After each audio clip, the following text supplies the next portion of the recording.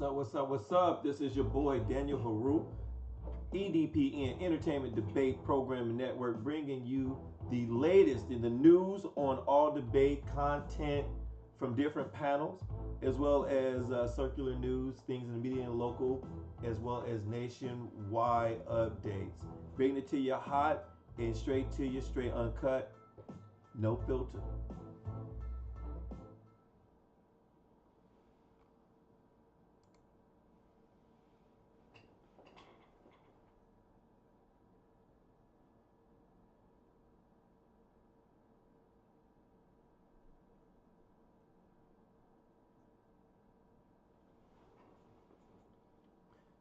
Once again, welcome to EDPN, and I will be your host, Daniel Hayru, coming to you live and direct.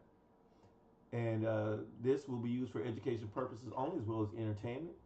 I do not own the rights to this music, and we're going to get it in. We're going to get it in. What's going on, family? I hope everybody's doing well, but I wanted to go and do my own video based upon what was going on over this upset. Man, this was a very, very, very huge upset. Skeem beat Domo. Skeem beat Domo. Okay. And one of the things that's really crazy about this is when he beat Domo, no one would have thought that he would have beat Domo, including myself. And I gave my reason on why I thought he didn't beat Domo.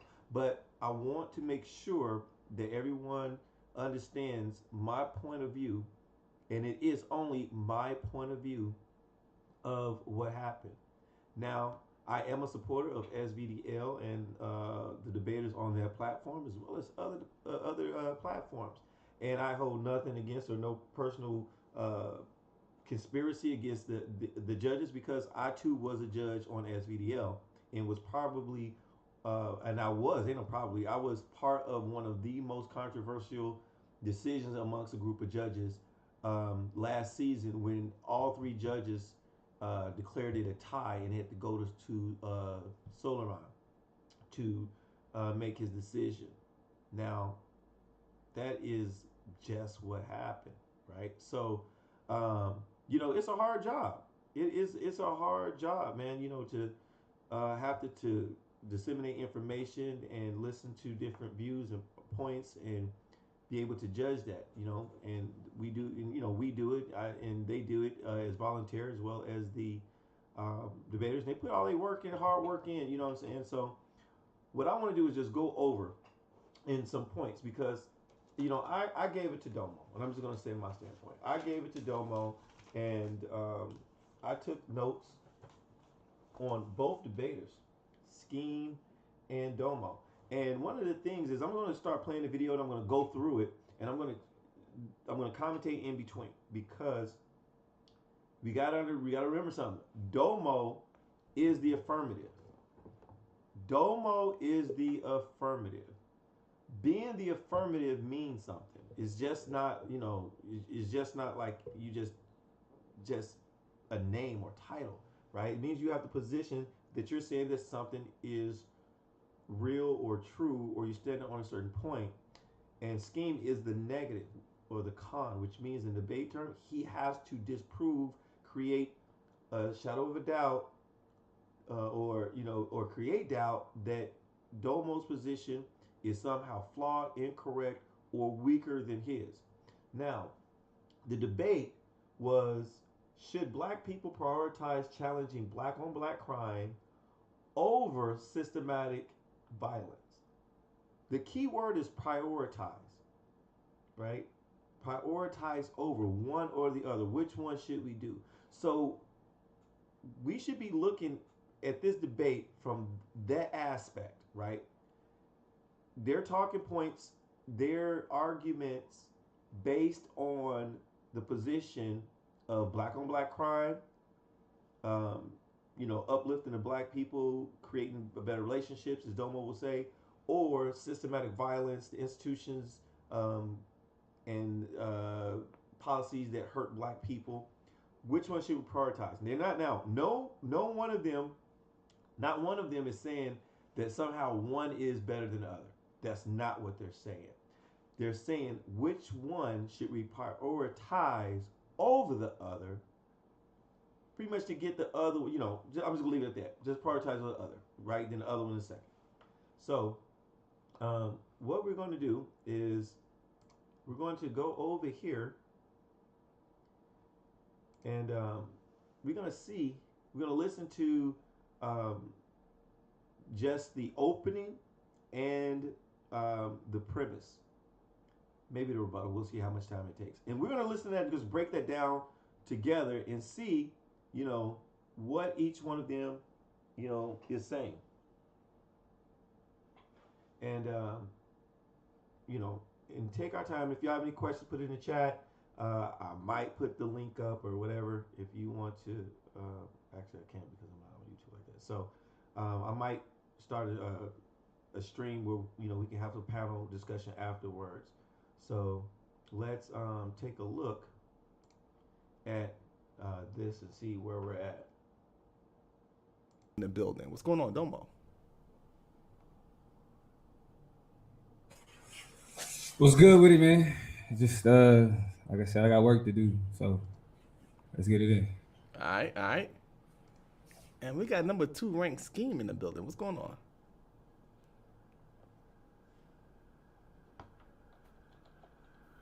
Just going down with you, Solar. Shit, I'm cool, man. Yeah, Shit, this ain't nothing. It's easy work, you know what I'm saying? Another body.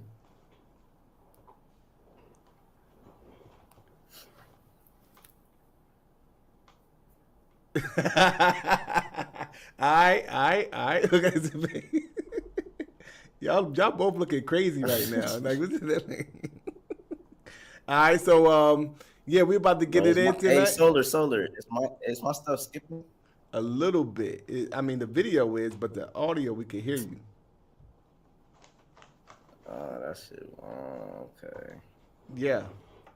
So yeah, we're about to get it in. Definitely I believe that Domo is the affirmative. Am I correct with that, saying that? All right, so that means that he will be going up first. Once again, I'm sorry, guys. Okay, now what I want to point out right now is he just stated that Domo was the affirmative. Now, by saying that he's affirmative, it means something, right? So Domo has a position to say that something is.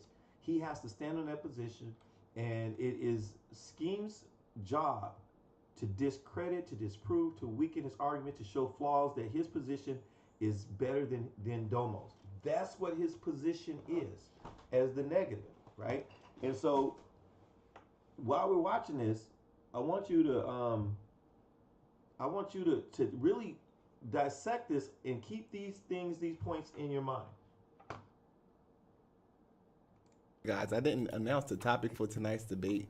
The topic for tonight's debate is, should black people prioritize challenging black on black crime over systemic violence? All right. So as what I was just saying, Domo is the affirmative, so he will be going first. So without further ado, let's get this thing started. Good luck to the debaters. All right. Yeah, my screen should be sharing, so. The screen is sharing. Let me go ahead and supersize. All right, go ahead. Whenever you're ready. All right, you can go ahead and start the timer. Now, let's go ahead and get into it. It's the opening. Should we prioritize black on black violence over systemic violence? I am the affirmative in today's debate. My position is that black people should prioritize black on black violence in order to effectively challenge structural violence.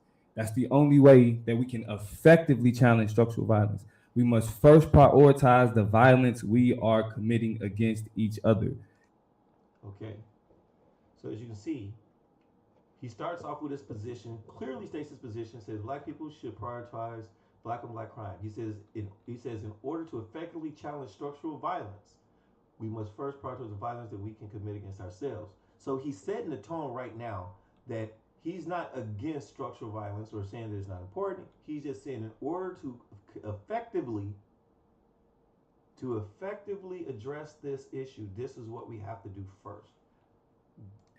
A house divided cannot stand. A house If divided black cannot people stand. are committing acts of violence amongst each other, when we are attempting to challenge acts of violence that come from external sources, we are limited because we are also dealing with violence coming from within. Only by dealing with the reasons why internal violence takes place in the first place can we actually create strategies that are productive to challenge and undermine the structures that cause structural violence. Now we can go ahead and get into my three main arguments in today's debate. The first, let me make sure, is that black on black violence is a okay, jumping around. The first argument is that black on black violence is a public health crisis. We have to first address what is killing us now and prioritize our immediate concern. We will be going through the data that shows us how black people, specifically young black men, right, are under threat. They're dealing with a specific form of violence that is coming from within, where even medical associations are pointing out how the violence that is taking place in black communities, specifically amongst black people, is tantamount to what they see in viruses and the detriment that we see in viruses. This means that there is an immediate concern, an immediate material concern that we have to deal with, and that has to do with the violence that takes place in black communities. My second argument is that black on black crime is an example of how whiteness controls black perception. We have to prioritize internalized whiteness before we start talking about even challenging the structures that exist out there. My argument in today's debate is that the ways in which we've internalized whiteness and racism is how we're able to justify the forms of violence that takes place amongst us. What we see happen in our communities has to do with the ways in which black people have devalued themselves and the people that look like them in ways that then make it okay for the types of violence that we see.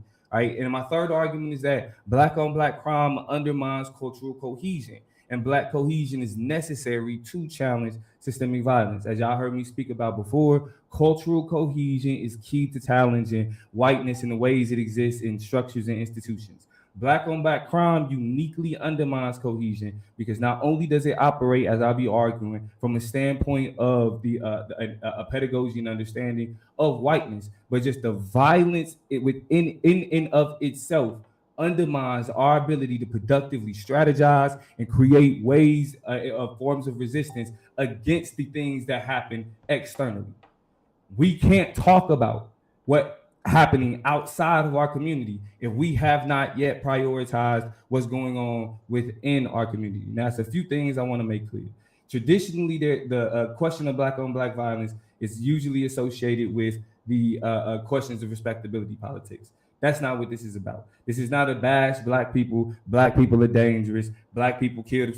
That's not what this conversation is. We'll actually be diving a level deeper to understand the ways in which we've internalized whiteness and racism that justify the violence that takes place. That's not a question of just saying, oh, we need to stop blaming the white man. It's more so a question of digging deep into the psychology and the psyche of black people and understanding why these forms of violence take place. The last thing I want to point out before we get into it is that we know whiteness and racism exist. We also know that whiteness has created institutions and systems that allow it to maintain power over people and resources.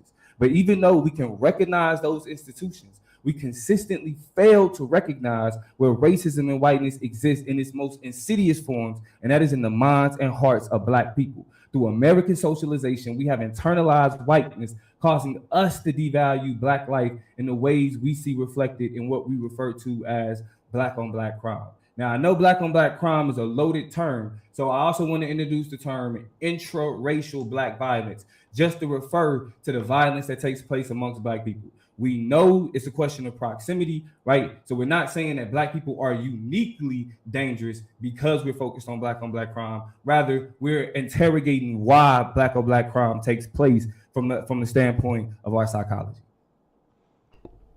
All right, shout out to Domo. Okay, so let's look at the Domo's points, right? Domo broke his argument down into 3 points. Domo also said some things in his opening that was I thought that was really powerful when he was talking. That set the stage for everything he's saying. Domo was saying that black on black violence is a problem. It's such a problem that it's a pandemic, and in order to tackle these things, and he mentioned structural violence, right? In order to tackle that, we have to have a cohesive um, community and a cohesive people in order to attack this. Otherwise, it's futile. It's futile. We have to change the aspect of the perception that is given to us by these structures and white supremacy to, as he says, to release the shackles off our minds that would have us devalue ourselves, right? So once we stop devouring ourselves, then we'll stop killing each other. Then we'll start acting more brotherly to each other, brotherly and sisterly to each other, and then together we can go and start attacking these systems. So that's basically what he's saying. Great point, great great standing 3 points in this argument. Well put together. The thought is very articulated. It's very clear. Okay, so let's go to Skeem. Let's see what Skeem is saying. Domo, we're gonna pass this rock now over to Skeem. Skeem, you have 5 minutes for your opening whenever you're ready, brother. All right, I'm gonna share my screen.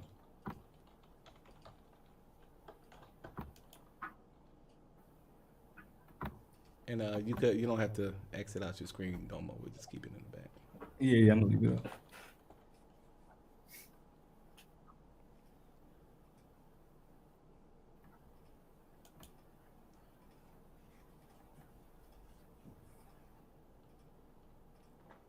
It's sharing. Yes, it's sharing now.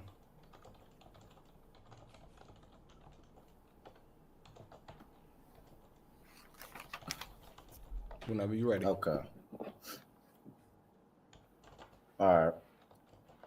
Should black people prioritize challenging black on black crime over systemic violence? Let's get into it. My argument. So, my argument is simple. We should not prioritize challenging black on black crime over systemic violence due to the discussion only being brought up in the light of a sleight of hand attack to minimize the core problems of white supremacy being carried out in systemic violence. See, black on black crime gets addressed all the time, sir. So much to the point where we're tired of seeing it on the news and used as a racist jab. Some of the core problems I will be touching on tonight are police brutality, black wealth, and So, one of the things that stuck out to me in his premises in his argument, and say we should not prioritize the challenge on black over systemic violence due to the discussion of it only being brought into the light of sleight of hand tactic. In other words, just misdirection, right? That's what he's saying. He's saying that we're taking our focus off of things that are happening to minimize the core problem of white supremacy. So, what is that? It says being carried out in systemic violence. Okay, so it's being carried out in these institutions that are harming black people, and he's going to give his definition later of systemic violence. So that was one of the things after going back and looking at it again that he's saying that we need to start attacking these institutions and not black on black violence. And so right now, what I'm going to listen for just in the opening is how does that relate to or address Domo's black on black crime besides saying this is just a sleight of hand. Okay, let's continue. incarceration and the education system. So those who say we should prioritize black on black crime are usually white racist bigots who use this rhetoric as a smokescreen or red herring fallacy. Black people lived in communities and eras within the history where there was no black on black crime at periods of times, like Black Wall Street in Oklahoma and Bronzeville in Chicago, for example. We will regain sovereignty again one day, just like we had in those towns. You see, we live in times where there was peace and no black on black crime, but never where in an instance where we didn't have to deal with systemic violence. If you notice that, we've always dealt with systemic violence, family, which is one of the major reasons why we need to prioritize challenging systemic violence over black on black crime. I told you it's simple. We must tackle the hardships first. You'll see it. It's real simple. I laid it out simple when we start with white supremacy. The beliefs and ideas perpetrating natural superiority of the lighter skin or white human races over other racial groups. The term white supremacist has been used to describe some groups espousing ultra-nationalist, racist, or fascist doctrines. White supremacist groups often have relied on violence to achieve their goals. From the 19th to the mid-20th century, the doctrine of white supremacy was largely taken for granted by political leaders and social scientists in Europe and the United States. For example, in the 4-volume essay on the inequality of human races, the diplomatist Arthur D. Gobineau wrote about the superiority of the white race, maintaining that Aryans, which are Germanic peoples, represented the highest level of human development. And mind you, these are all scientists that came to America after World War II. According to 19th century British writers such as Rudyard Kipling, Charles Kingsley, Thomas Carlyle, and others felt as if it was the duty of Europeans to bring civilization to non-white peoples through beneficent imperialism, known as being the white man's burden. That's what they called it. Basically, the white man's burden, it was the white man's burden to come and civilize. Okay, so once again, Skeem is breaking his argument down just in the opening now, and he's talking about about white supremacy, the white man's burden, and talking about how these systems of white supremacy have been established, which has hurt black people, and that black on black crime has always been talked about. It has always been talked about, and right now at this point, due to the police violence and so on, so he's going to break down that this is the main focus. Now I hear him speaking, but as the affirmative, I'm still trying to see him kind of attach himself to Domo's argument. It's almost, I mean, they're having the same debate, slightly almost a different debate as far as how he's arguing. At this point, Skeem could be the affirmative by the way he's arguing. Okay, let's get to that. Uncivilized. Systemic violence / structural violence. Systemic violence can occur when persons in authority limit the human potential of a student. For example, when academic advisors steer minority students into easier non-professional majors, such as general studies, instead of the pre-med path, it effectively limits the potential earning power of those students. Structural violence happens when students are marginalized inadvertently by policies or social customs within the university, thereby introducing new inequalities or reproducing previously held disadvantages. With both types of violence, the student injuries can be overt in the case of physical violence, or they can be hidden psychologically and emotional violence. See, it doesn't always have to be physical. Red herring, and we're going to talk about that. This fallacy consists in diverting attention from the real issue by focusing instead on an issue having only a surface relevance to the first. And an example is that his son saying, "Wow, Dad, it's really hard to make a living on my salary," and your dad saying, "Well, consider yourself lucky, son. Why, when I was your age, I only made $40 a week." It's a red herring because he's steering away from the son's point that it's really hard to make a living. He's bringing him back down a timeline that does nothing for him. Redlining, and lastly, a terminology you're going to need to know. The term has come to mean racial discrimination of any kind in housing, but it comes from government maps that outline areas where black residents live and were therefore deemed risky investments. And that is going to conclude my opening. And during my premise, you'll see how Time. I'll wrap all those terminologies up and show you how some of the core problems like police brutality, black wealth, incarceration, and education system are going to show you guys how this is used as a sleight of hand tactic with white supremacy. All right, shout out to Skeem. We will be right back with the premise round. This is the Solar Vision Debate League playoffs. Okay, so right there, I mean, Skeem. After looking at it, I have to take things back. I think Skeem did a great job at putting his points together. My only pushback on that is, he really just didn't. I really didn't see like how he was pushing back on Suave so much. Not Suave. Sorry, Domo. I didn't feel that, right? And I think that was probably one of the things that made me think it's not enough. I'm missing out on something.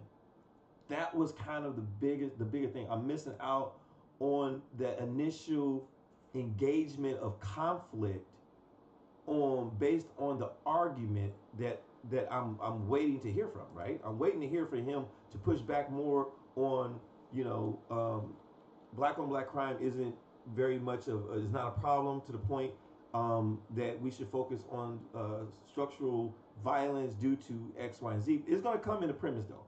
So we're going to watch this and we're going to see exactly, how they did this. Okay, hold on a second.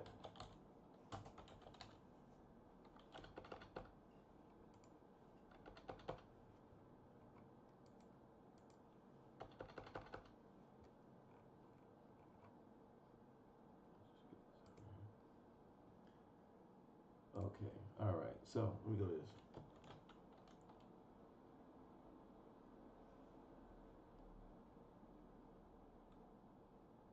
All right, so hey Cube, I just sent you the link for StreamYard. So let me know if you get it. I'll be looking for you in the back chat. And let me do this right here. I'm gonna close that out right there. Here. And so let's see now. Let's keep going. My brother killed himself in the rapid fire round, fam. Over and over. He showed. We'll see that out. That is going to conclude my. Set whenever you're ready. You could begin your premise. Okay, so let's go back right here. All right, let's go back. And let's play this. Now this is Domo's premise. So we should get a more fuller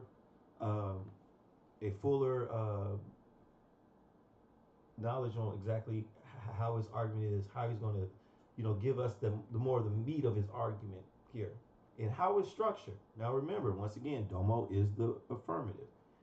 Is Domo effectively articulating his argument to a point that we know what he's talking about, and he's actually bringing valid points, whether with any type of rhetoric as well as his any evidence based on statistics and so forth, which you could already know he brought in. Premise. All right, you can hear me? Yeah, good? Yeah. All right, you can go ahead and start the timer.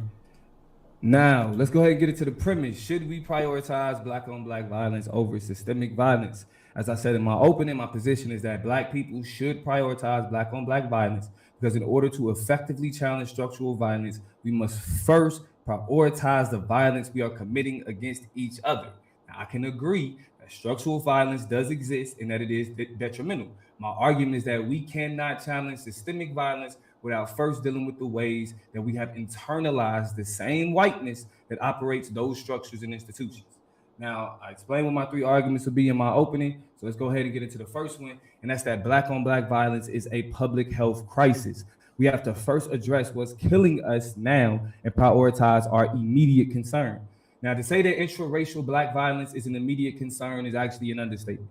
Since 1994, black on black violence has been considered a public health crisis by the Institute of Medicine. According to the Journal of National Medical Associations, the cost of violence in our communities and its effect on our patients exceed what can be measured in dollars and cents. The epidemic of violence affects not only the individual victim of violence or perpetrator of violence, but impacts the entire community.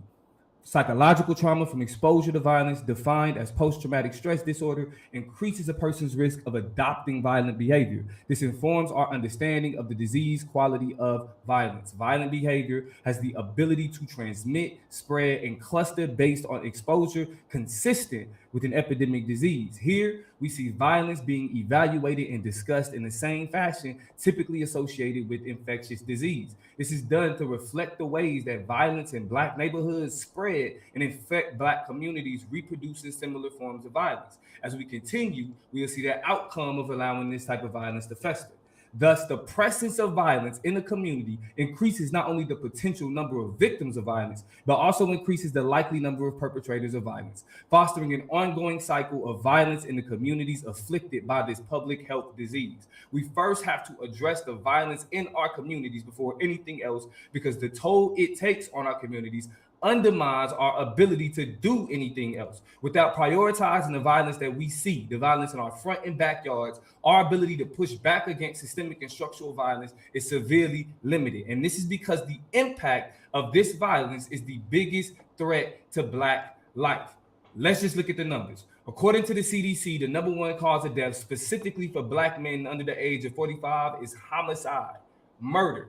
Compare that to white men, homicide is only 2.8% of them between the ages of 20 and 44. The intraracial black violence is a public health crisis for black men because, again, the leading cause of death for black men is murder. For anything else, whatever is killing people the most, they get a whole campaign, hashtags, nonprofits, they get global movements, all of that. But the fact that black men are the most likely to be murdered doesn't create that sense of urgency.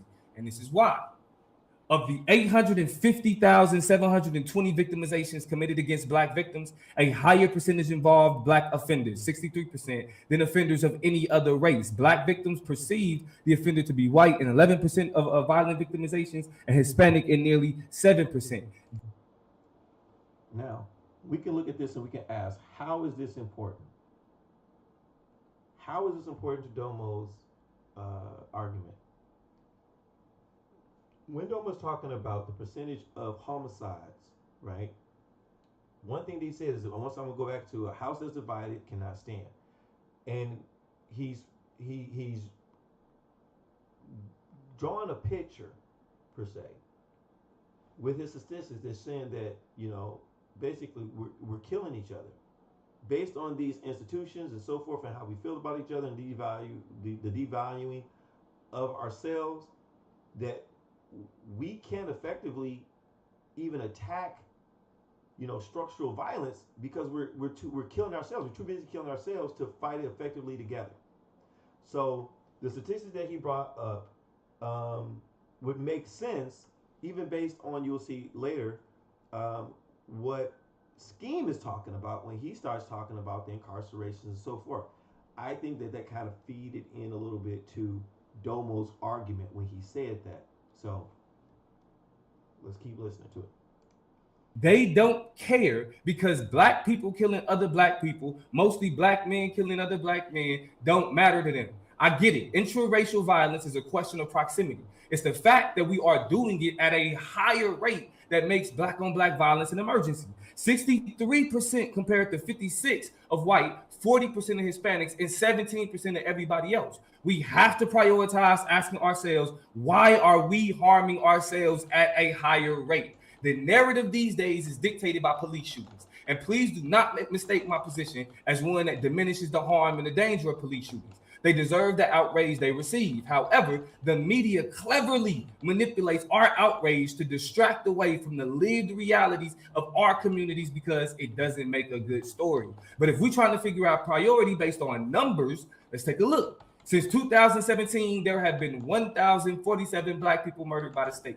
That is a significant number. We would all agree that number is meaningful. But in 2019 alone, out of the 2,906 black people murdered, 2,574 were murdered by other black people. The media can tell you to blame the banks and the schools and the police because they know the detrimental impact those structures have on our communities. We love to feel smart when we run with those stories, but they know that they ain't selling no ads doing stories on black men killing each other because to them that ain't news. It's regular. It's every day. That's what's supposed to happen to them. The world won't prioritize this, so we have to. They tell us that intraracial black violence is all about structures denying opportunity and advancement, but the data shows that even when black people move out of impoverished areas, there is still more gun violence than similar socioeconomically positioned white neighborhoods. Utilizing data. Now, here's a point that I gotta touch on, because this is a statistic that I did not know. Is when he said that, among middle class neighborhoods, the rates of gun homicide is more than 4 times higher in neighborhoods with mostly black residents, which shows a problem. It shows a problem that even like it's almost like wealth can't get you out of this. Moving to another neighborhood will not get you out of the shackles that's on your head. It will not stop you from devaluing another person, another black man, or whoever or taking care of your community. So I thought that was a very, very strong point to his argument. From Gun Violence and Archive American Community Survey, the researchers found that among middle-class neighborhoods, the rate of gun homicides is more than 4 times higher in neighborhoods with mostly black residents than neighborhoods with mostly white residents. This means that even when we include higher income, college-educated black families advancement, all of that, there are still higher rates of homicides amongst black people. I'm going to explain where that comes from in my next argument, but please understand that black on black violence is a public health crisis and is leading the cause of death for young black men specifically. Since violence remains higher, even in middle class black neighborhoods, we need to address how racism makes us violent towards each other. This gets into our second argument. Black on black crime is an example of how whiteness controls black perception. We have to prioritize how we've internalized whiteness. So, one thing I don't know if anyone really understands what Domo is saying when he if I can go back here, when he says, about black on black crime is an example of how whiteness controls black perception. When he's talking about the perception, he's talking about the perception of ourselves. He's talking about the perceptions of our own people. We have to prioritize how we have internalized whiteness. What does he mean by that? He means about how white view us is how we view us, and then how we then turn and act it out with how they have perceived us. And a lot of these things that he'll tell you is from these structures in which Skeem is saying that we need to prioritize first.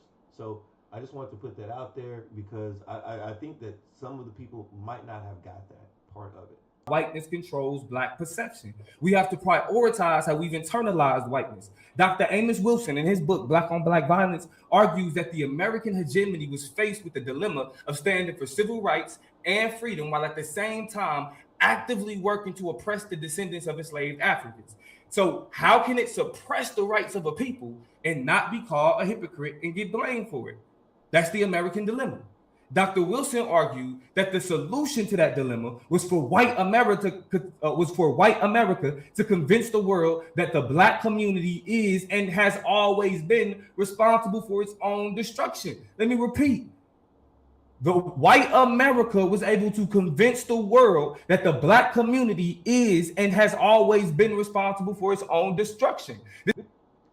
Now, this goes into conditioning, and anyone who has taken anyone has taken a psychology class, or have been to therapy, or have worked in a health field mentorship for young kids or even adults that have psychological issues, depression, anything like that, one of the key things is that you have to deal with those issues inside before you start seeing any outward progress or any outward movement. So when Dr. Amos Wilson is saying this, once again, he's speaking to his points. And at this point, at this part of his argument, he's making a solid argument because he's also including those systems in which Skeem is talking about. He's also saying, okay, we have to get these institutions, we have to battle white supremacy, we have to do these things, but the only way we can do it is if we get rid of these shackles, if we change our perceptions, understand how we internalize whiteness and racism, and stop the self-destruction. And he's setting solid ground. So this is why I say it's not the phrase black on black violence itself that's detrimental, but how that phrase has been used to pathologize black as being inherently violent. But whiteness couldn't just convince the world. Black people had to buy into the narrative that was being created of themselves by Europeans. Through the process of the transatlantic slave trade, anti-blackness was beat into the black psyche of the descendants of enslaved Africans. This means that even before the modern structures that oppress us today existed, whiteness had to lay the framework by distorting the image of the African to the African to make us think that those structures mean anything or they should have any influence over us in any way. That's why Dr. Amos Wilson argues that black on black violence is committed by those who unwittingly internalize white racist attitudes, identifies them as his own, and who accordingly acts them out, possessed by unconscious self-contempt and a contempt for other African Americans. Yes, banks and schools are trash, but the biggest threat to our existence is self-hate that stems from how it's normal in our society to internalize racism. Addressing that self-hate needs to be our priority, and we'll address more of that in my last argument. But understand that prioritizing black on black crime means starting with the ways that whiteness controls how we see ourselves and each other as black people. We can't address white system externally if we can't address how whiteness functions within the black psyche. And my last argument is that black on black crime undermines cultural cohesion. Black cohesion is necessary to challenge systemic violence. Now, Dr. Wilson further outlines how cultural symbols are used to help regulate and maintain individual and group identity. This is key to the survival of the individual and the group. He points out to explain how the violence in our communities are a reflection of how whiteness has taught us to understand ourselves. And this understanding is leading to our demise.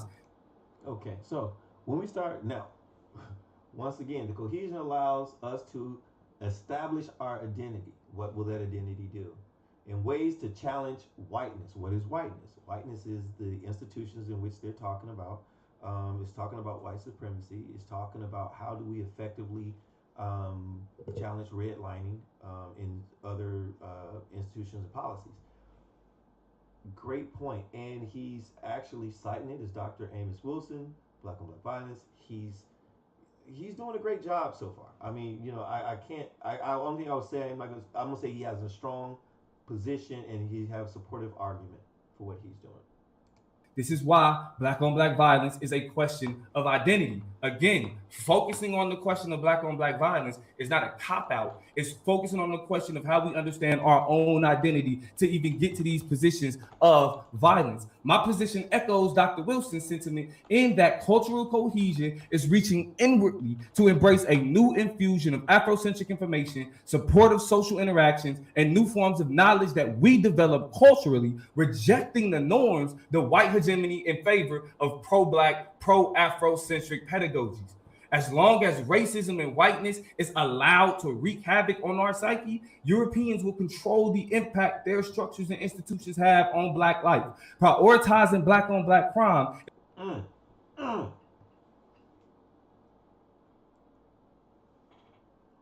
I gotta play that again. Hold on, I gotta play. It's prioritizing the institutions have on black life.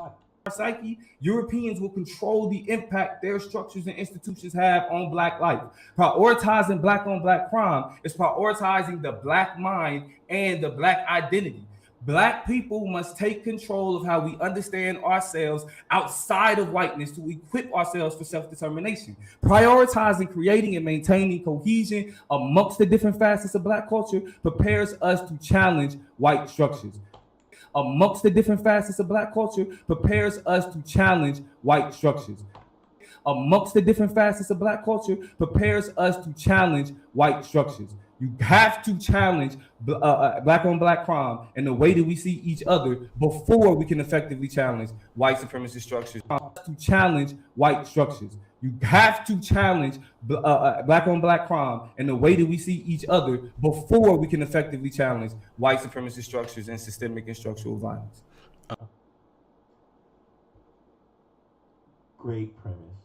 Great premise.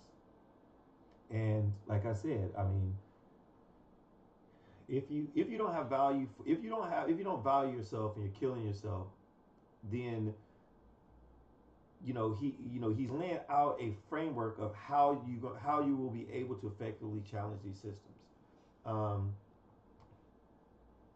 He's doing a great job. That's the only thing I can say. His premise is solid. It's solid. I don't know if he lost anybody during his argument. Then they said that sometimes Domo says they say, Domo, you have to know your audience. I don't think that Domo is saying anything in this presentation or during this argumentation that is of any type of high vocabulary or high concepts or anything like that. I think that he's talking in a way in which we could be able to follow and understand what he's saying and how he's saying it. All right. We're gonna pass this rock now over to Skeem. Skeem, you have 10 minutes. Let me go ahead and bring up your presentation.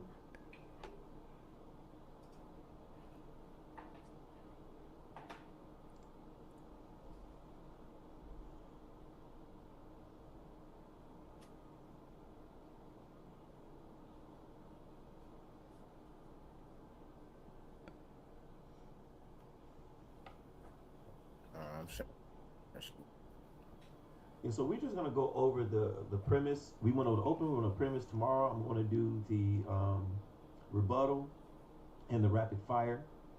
I really don't do the closing. The closing is something that everybody should do good on or well on. That it shouldn't be a factor in your decision of whether you won or lost the debate. And I think that right now both of these guys are doing really well. But as the affirmative, all right, your screen is up. Whenever you're ready, you can begin. Yes, we hear you loud and clear. As the negative, he has to attack the argument. He can't make another argument, another affirmative, and you judge who has the better affirmative. So that's what I'm looking for. I think the brother can do it. He has his definitions, which I was, really glad to see that. A lot of times they talked about the brother's PowerPoint, and I mean it's legible, it's big, it's a lot because there's a lot of words that's in it. But other than that, I don't see anything that would harm him in his points or decisions as far as how he's doing on his PowerPoint. So let's go with his first slide in his presentation in this premise.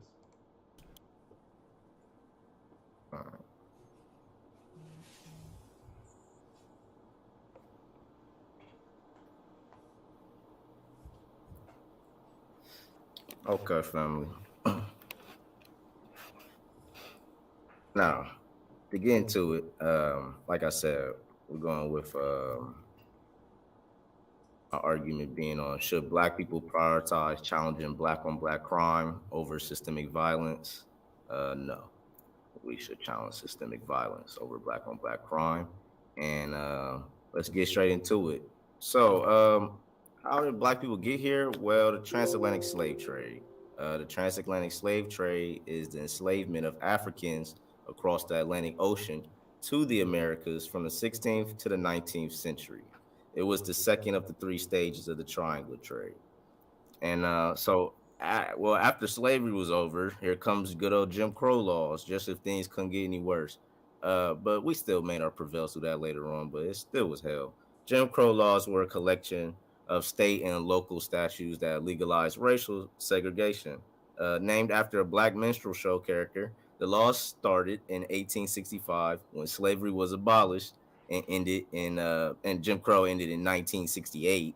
The laws were meant to marginalize African Americans by denying them the right to vote, hold jobs, get an education, or other opportunities. I mean, it's sad. Those who attempted to defy Jim Crow laws often face arrests, fines, jail sentences, violence, and death.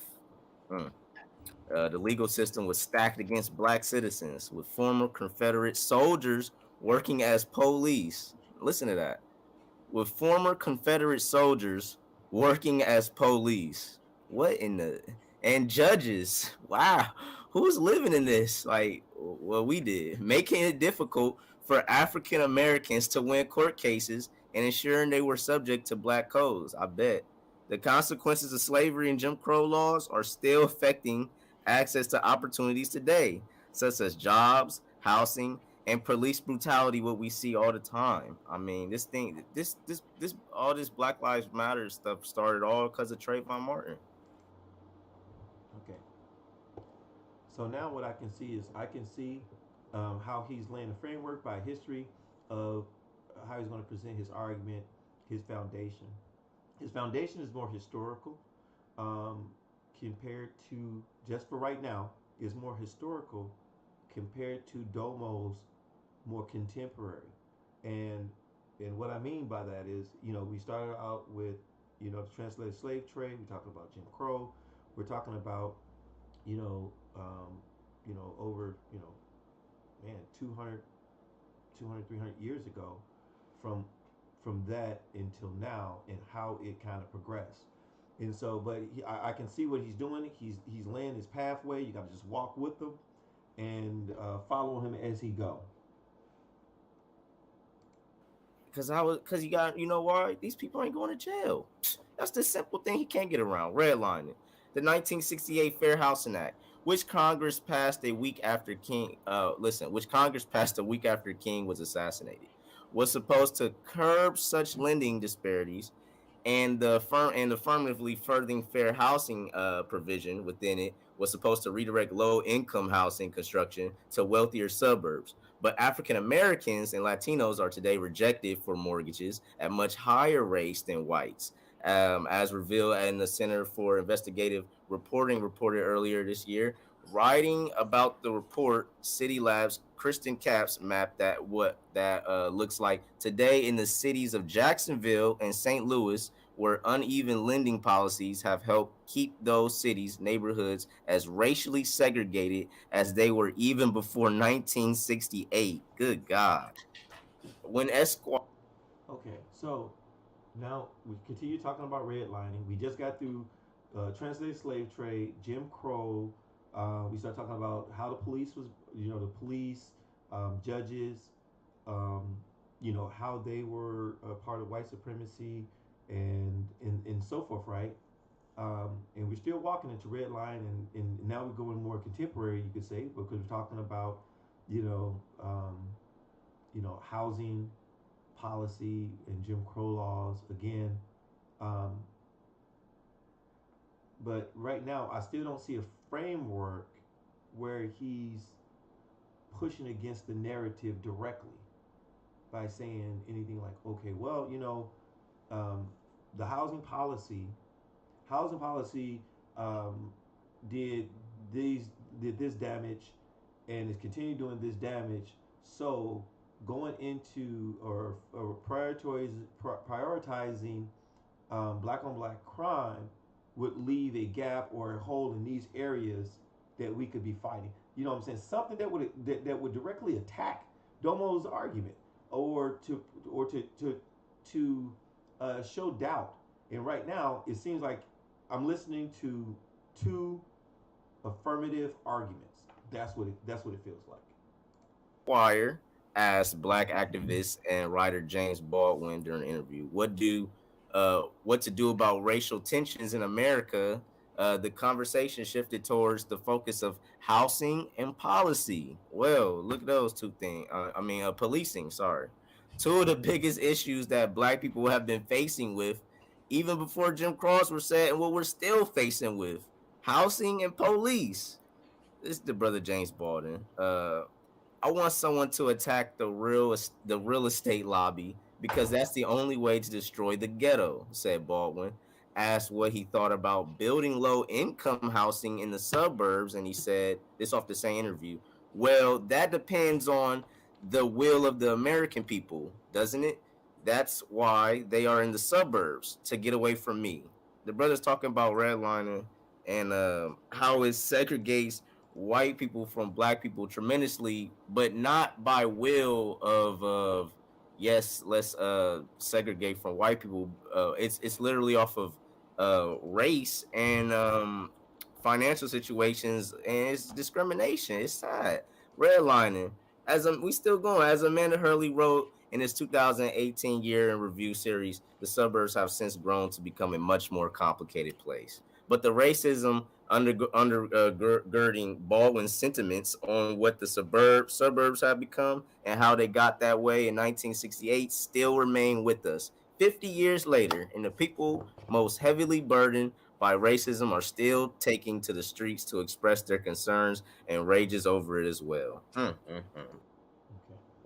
So, still on the redlining, as he said, Amanda Hurley wrote this in 2018. Years in review of series of suburbs since it's grown to become much more complicated place, right? But racism undergoing Baldwin's statement on what the suburb had become and how they got this way in 1968 still remains in the U.S. 50 days later, right? And the people most heavily burdened by racism are still taking to the streets to express their concerns, rage over this as well. So he's showing the hurt, or how these systems are hurting, black people. But what he is not doing in the argument is showing how this should be prioritized over over black on black crime, or the focus on black and black crime. And that's what Domo did in his premise. That's not what I'm seeing in Skeem's premise. He's not saying it. It's not necessarily in the language. You would have to put it together yourself, and that would to me form a type of it's not, I'm gonna say a bias, but it's kind of like you're helping him, you're leading him along by making a connection, because he's not making it at this point, right? He's not doing it.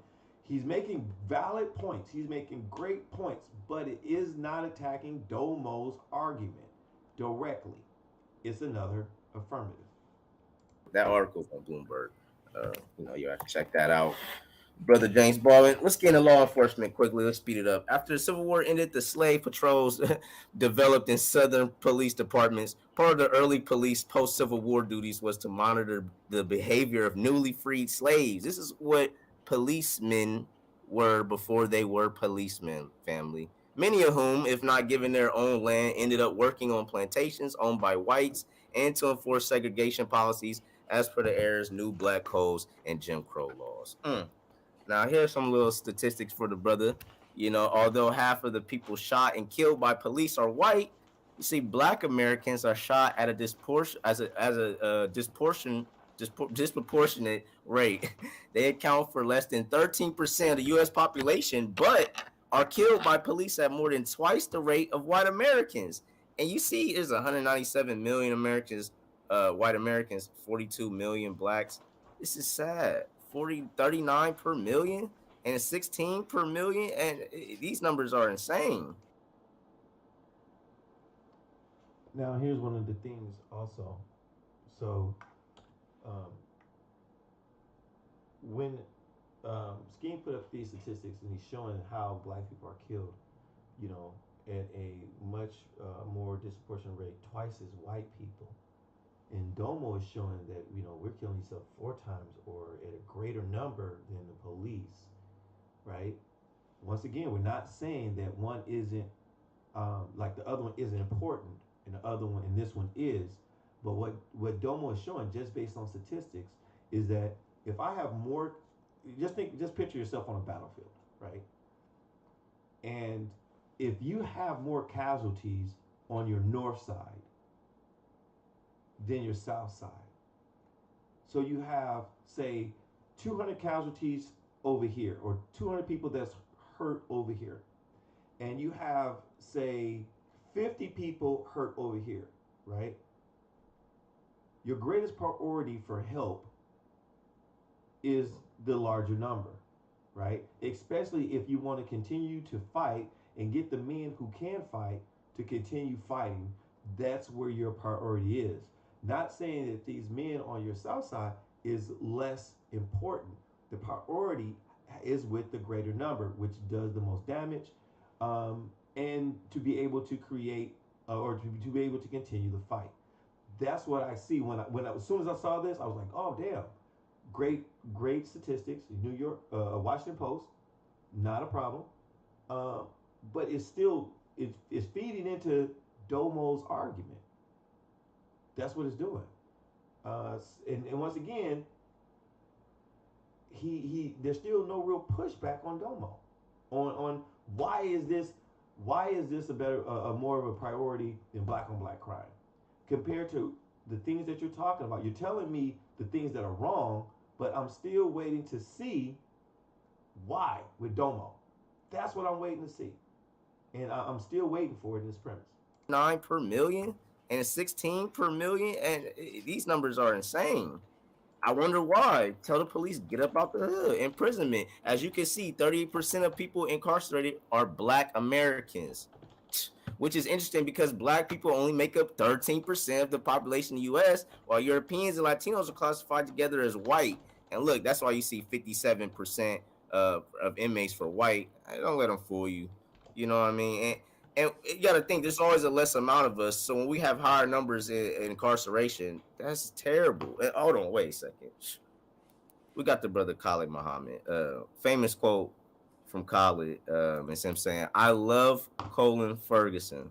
And that's quickly. The Colin Ferguson shot a couple people on a train, and police beat the brother up real bad over that in prison. They didn't like it, and the brother Khalid shared some sentiments and said, "I love Colin Ferguson. He understands when a black man gets mad after 500 years of pain and struggle to overcome, not overcome, but to lash out, I would say, and release his anger."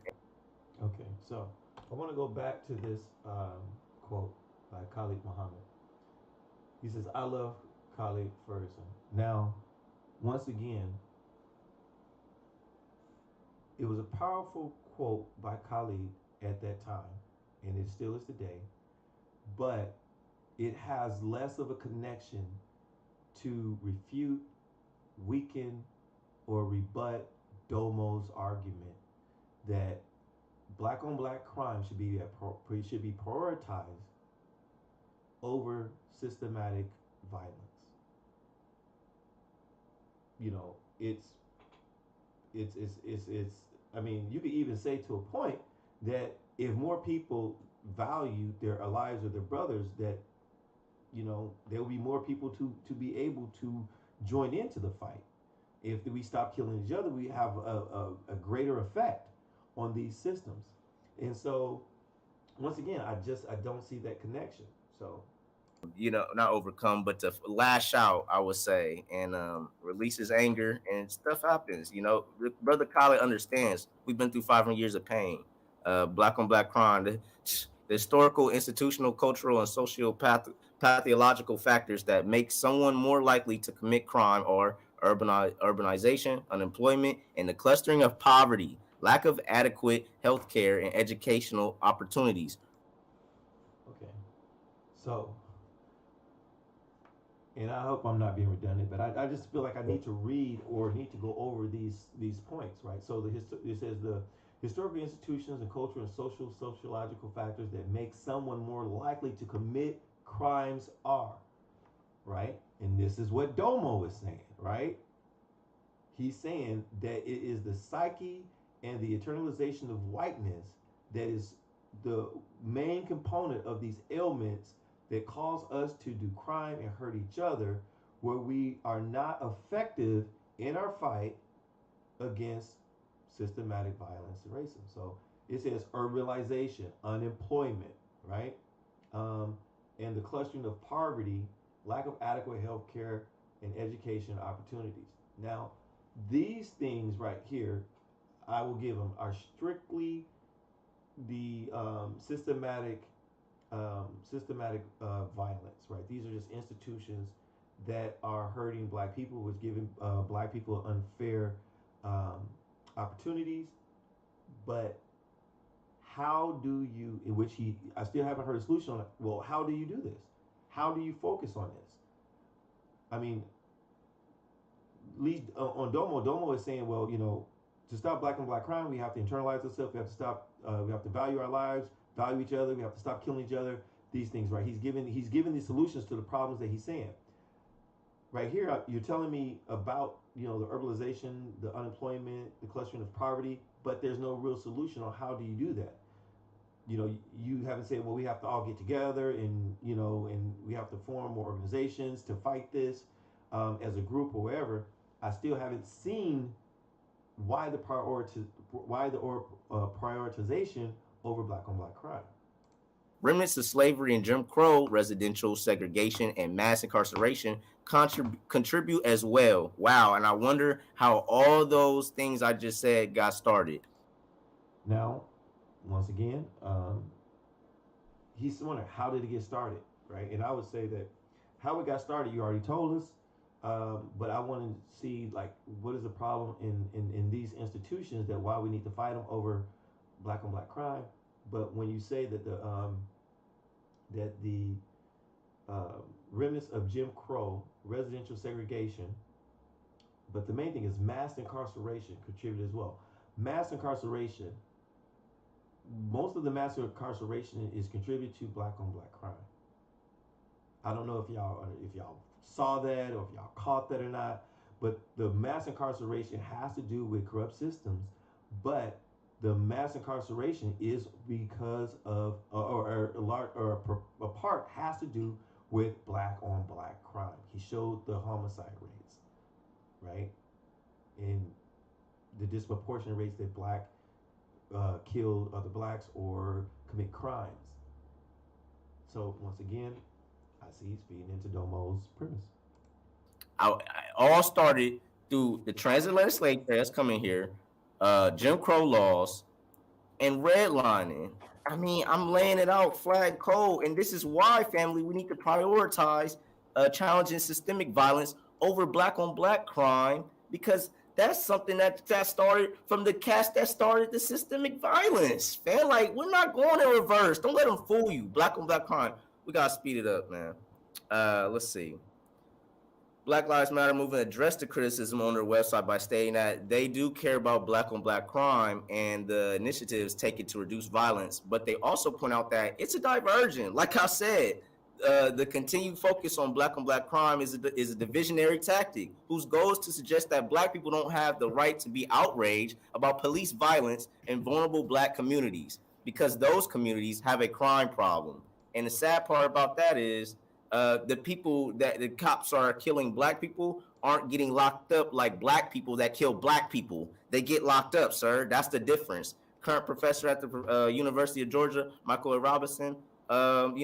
Real quick, I'm gonna get into the brothers got a study that goes over the beginning of 2015 to the end about all the police killings of unarmed black men. And real quick, historically, the relationship between blacks and police have been tempestuous at best. Dr. Hawkins and Thomas in their text, White Policing of Black Populations, A History of Race and Social Control in America.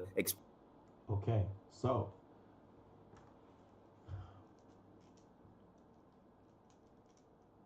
when he's talking, okay, so once again, okay, it says historically, the relationship between blacks and policies has been tempestuous at best. Dr. Hawkins and Thomas in their text, White Policies of Black Population, A History of Race and Social Control in America.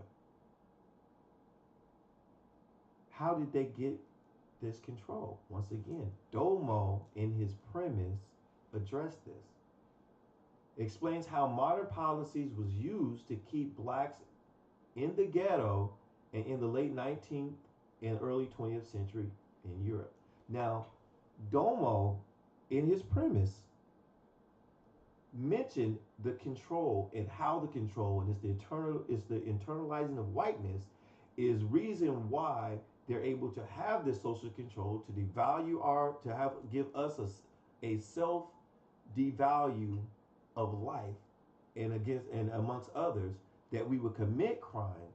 So they would say that these people are doing it themselves. He said these things. So as the affirmative position, when he says it, I'm looking for what he said, the affirmative said, what the negative is going to combat, what the negative is going to fight up against, and as well as what is the negative maybe agreeing with, disagreeing with, and how the two arguments now are in this dance. That's what I'm looking for. And what I can see is Domo is solid on his premise. And there's no buck. There's really no buck. I got a nice history lesson. I got some psychology a little bit, but I don't get a buck. I don't have that. Explain how modern policing was used to keep blacks in the ghettos in the late 19th and early 20th century in Europe. This practice became commonplace in America as well, and once again, policing was being used as a means of social control, protector of the interests of the wealthy, and in this instance, by controlling blacks. Now, look, an aura of superiority is what gives policemen authority to police blacks by any means necessary in an effort to protect the dominant class. And an example is the war on drugs and how the President Nixon, former aide John and Richmond, explicitly stated that it targeted blacks and Latinos. Just like you see high crime neighborhoods, the brother talking about black on black violence, high crime neighborhoods, they're dumping more policemen to patrol those areas, which then causes more systemic violence. Get these policemen out the area. It's simple. All right. Okay. All right. Okay. So the question would be again is, right? How do you combat this? The war on drugs, dumping of policemen. How do you effectively address these issues to combat the systemic violence? You told me what it was, but I once again, you told me what it was, but I mean, I don't see like how I should prioritize that over black on black crime when Domo gave me a layout of 3 talking points and you gave me yours, but yours is more of a historical content. And then it was more of a symptom symptom content. It was more of this is what's happening to us. This is what's happening to us. But it wasn't saying this is what's happening to us that is affecting us greater than black on black crime. So we should focus on this.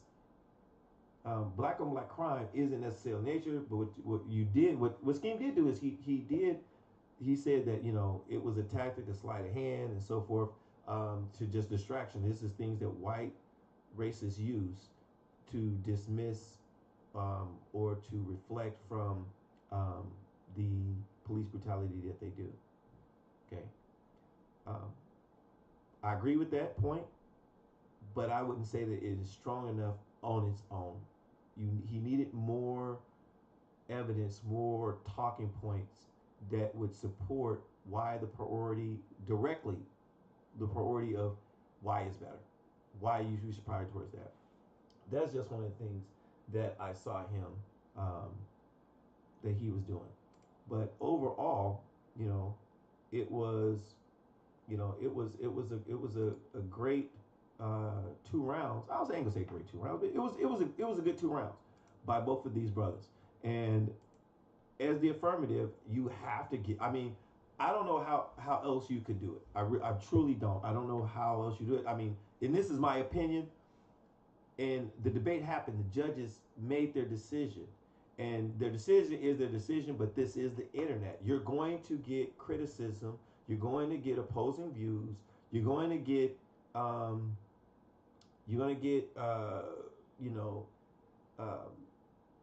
emotional outburst of disappointment due to what happens, and that's just what it is. I mean, we all on Facebook. I mean, on Facebook, we're on YouTube. this is what happens when you're on here, and you just have to have the thick skin to be able to take it. And so, when it came to, the judges, it is what it is. And, with Domo, you just have to move on. It may not be fair. You know, my view is just my view. It doesn't mean anything in the scheme of things. Um, but, as a fan, a supporter of SVDL, as a, someone who, loves debate, I'm gonna put my 2 cents in. And and I'm going to challenge certain people and certain views and certain aspects of it. And that's just, like I said, that's just how it is, period. Right? So I'm going to be going over the next two um, uh, sections of the debate tomorrow, which would be the rebuttal round and the rapid fire, where for some of the judges, it says that's where they made their decision, was the rapid fire and the rebuttal round. I have my own views for that. I'll keep a hold of it. I'll hold them to myself for now. And y'all tune in. If there's anybody that may want to get on, I know it's a light crowd. I just kind of started my Edpn stream. I got to be more consistent. But hey, if you want to get in, let me know. The link is in the chat. And let me see if I can. Let me see. StreamYard. You guys can jump in. I'll give it a few more minutes. But hey, as I said before, shout out to Skeem. Congratulations on your win. Domo, that's the breaks. Sometimes, you just don't get it. Even if you might have, the better game, sometimes you just don't get it. Shout out to the judges, man. I mean, like I said, it's a hard job. It's a hard job. And I've did it with SVDL before, and I've did it on other panels, and I never met two people that was happy with a judge's decision. Two debaters that was happy with the judge's decision ever. Whether they were biased or not, whether it was true or not, it doesn't matter. I've never seen it. And there's always some conspiracy to it. And I'm sure Angel and Solar will get it together. And they just move on. Just move on.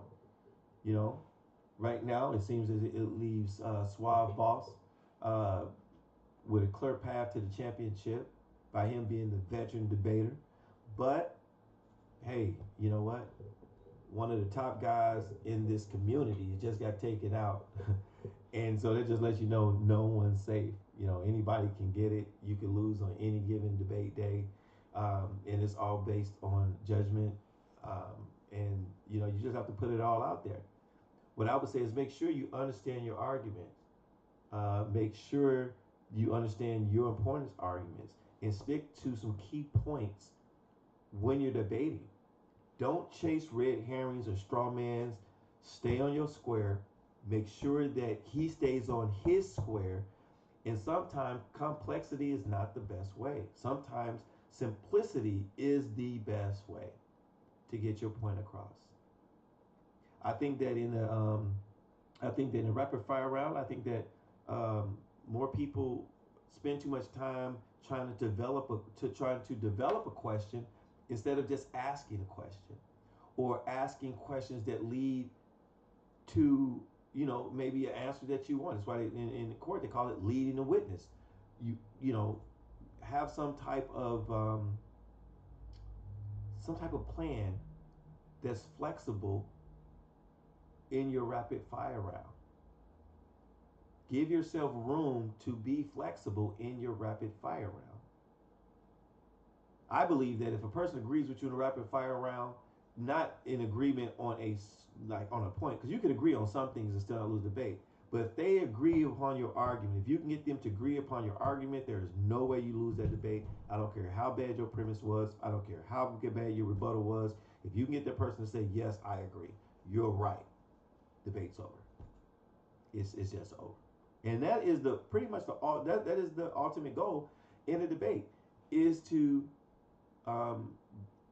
win the argument by getting your opponent to either agree with you or finding complete flaws and refuting his arguments to where they're not valid.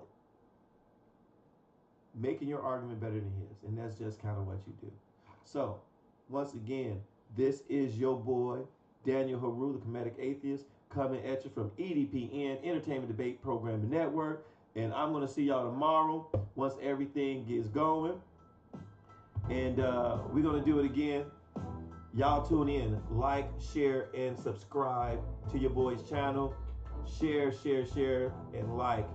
And I'm gonna hit y'all up when I do.